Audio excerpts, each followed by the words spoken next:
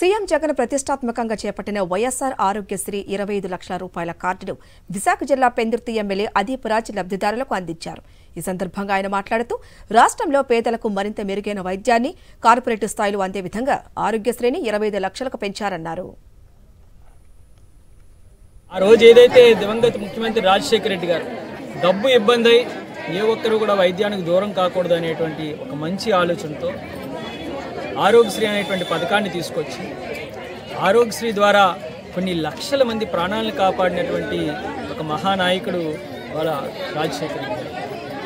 ఈరోజు ఆ ఆరోగ్యశ్రీ పథకాన్ని గత ప్రభుత్వాలు ఏ రకంగా పూర్తిగా నిర్వీర్యం చేసేయో కూడా మనందరం కూడా చూసాం.